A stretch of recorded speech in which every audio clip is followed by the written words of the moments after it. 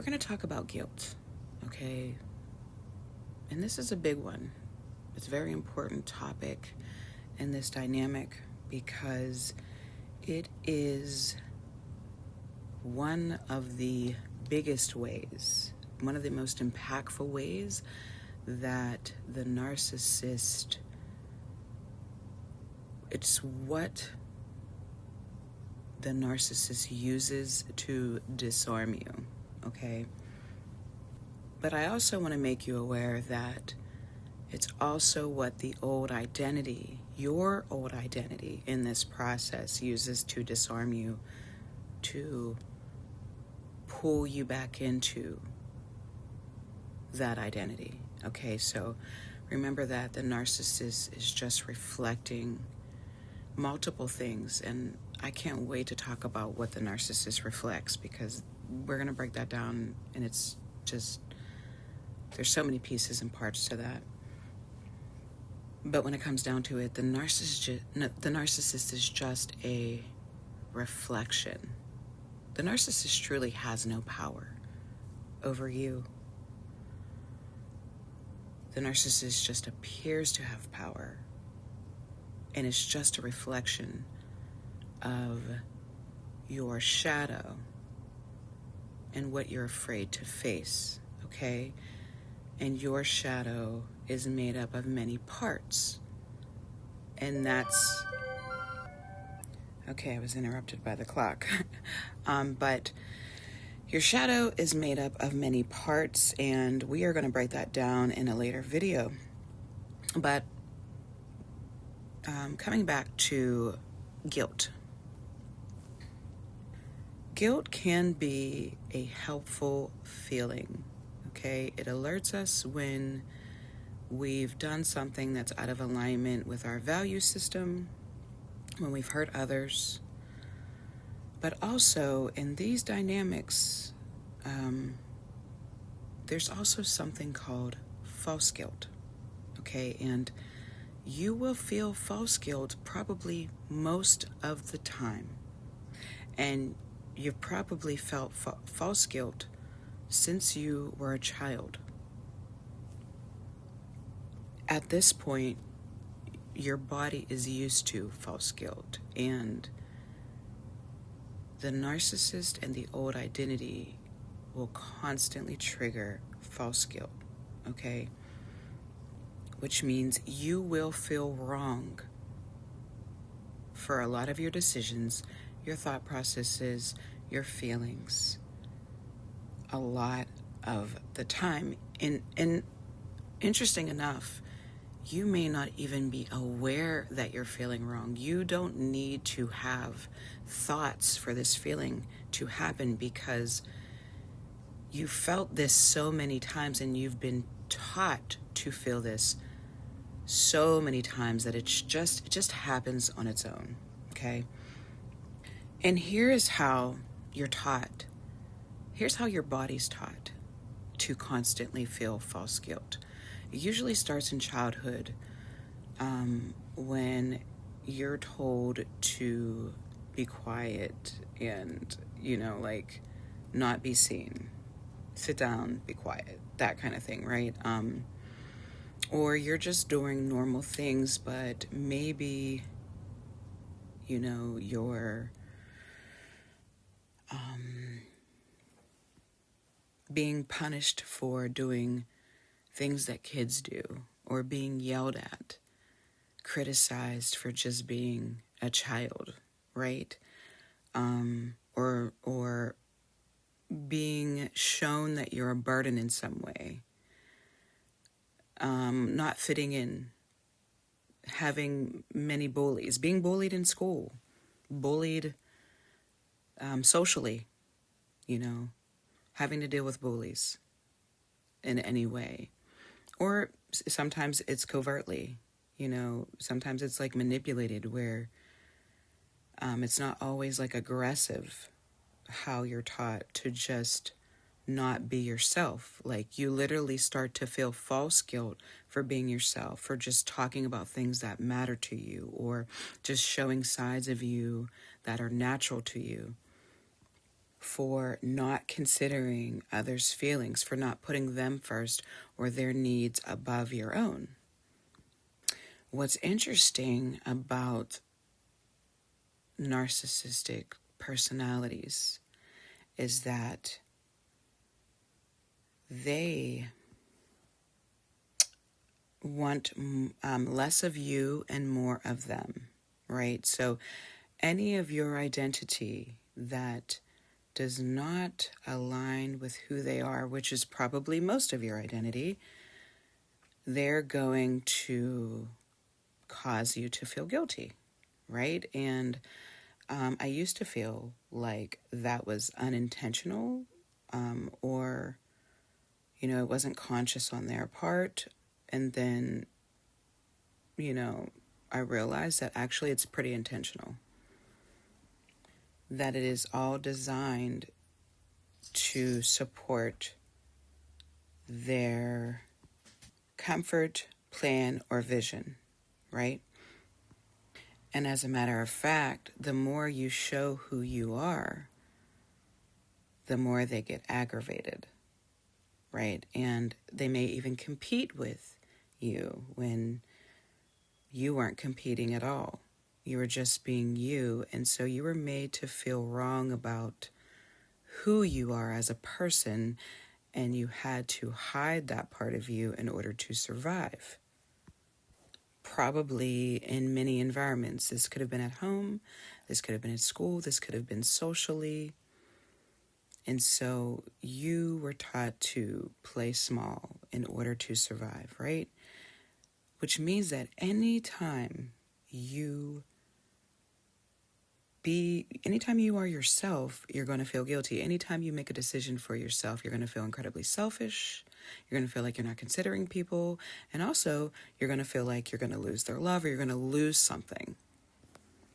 So your body and your nervous system, which is your subconscious mind, is instantly going to create the feeling of guilt. Okay, anytime you feel like you're going to disappoint somebody, there's going to be guilt. The three things that you're probably going to feel is guilt, fear, and shame. Okay? Which, by the way, happen to be the things you want to, I don't want to say avoid, but not stay in long.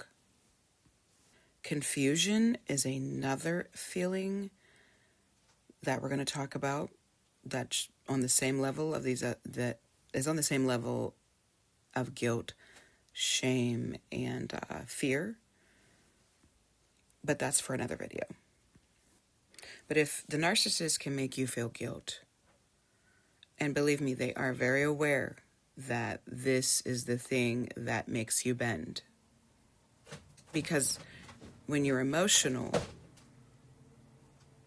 just like society, right? That's why I always say, like, we're in the biggest relationship.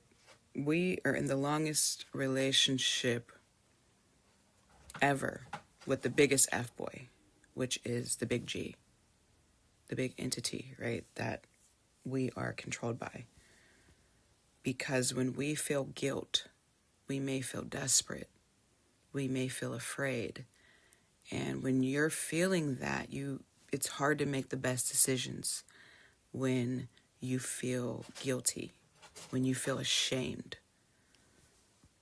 When you're in that energy, you may start people-pleasing. You might start bending your will to others because you're afraid at that point on what's going to happen next. Is somebody going to leave? Is somebody going to abandon you? Is somebody going to reject you?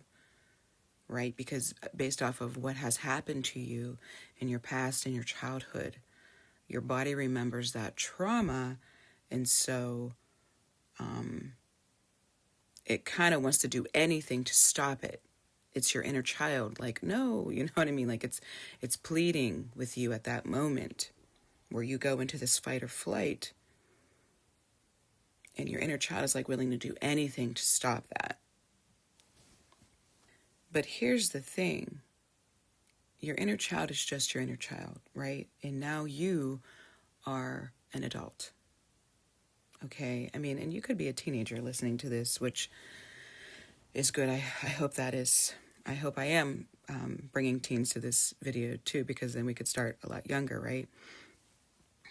But the good thing is that feelings are just feelings. And that's key to understand, that you can let these feelings come up and realize that they don't control you. Just even though the body feels like it's going to literally die, it's not going to die, right? You just feel that way. It's just remembering trauma. And if you can just kind of sit with it while that's happening, and there's nervous system work we can do around that, and we will talk about that.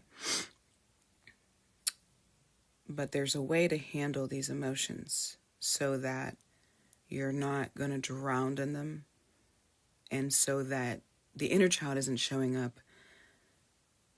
The you that is now mature is showing up.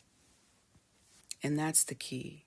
The key is to no longer allow the inner child to rule your life, and to also nurture the inner child, because the inner child wasn't heard and seen.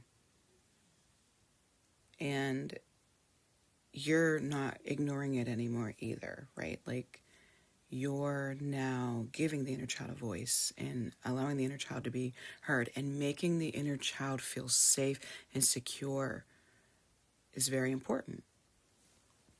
And I find too that a lot of these narcissist and empath dynamics are about mother healing, and being able to reparent the inner child and nurture that child. Even if it was your father that was the narcissist, or even if it's, masculine energy that's showing up in your life that's the narcissist. It's interesting because it seems to me to reflect back to a lack of nurturing, right? And it could be the relationship with your mother, even if she wasn't the actual narcissist. And it also could have to do with your grandmother or your great-grandmother. It's really kind of interesting. It can skip generations as well. And that's something that we're going to talk about later on. And it's very interesting. So, well, actually, it can skip generations, because if you're listening to this, you are probably the one that's going to stop it in your family. So if this seems like, why did I come into these type of situations when I can't connect the dots? Like, I don't understand. Like, I never thought I would be the person that would deal with this type of thing, well, that's why this is for you even more so, because you're the one. You're the one. You're the one strong enough, even though you may not have asked for it, at least not your human self. You're the one strong enough to stop this, and to dig and to understand all of these things. And also, it's connected to your purpose and who you are and what you're doing. Your vision. It's all connected. It's not because you're weak, you know what I mean, or you're not intelligent enough. It's actually the opposite, despite what it may look like on the outside. Because chances are, if you're watching this, it's always looked like something else on the outside, right? It's always looked like something else. All right, well, that about sums up today. And if you are ready to tap into your power and your confidence and a level of freedom that you have never experienced yet, I have a 6-month coaching package right now, and I will leave that information for you down below.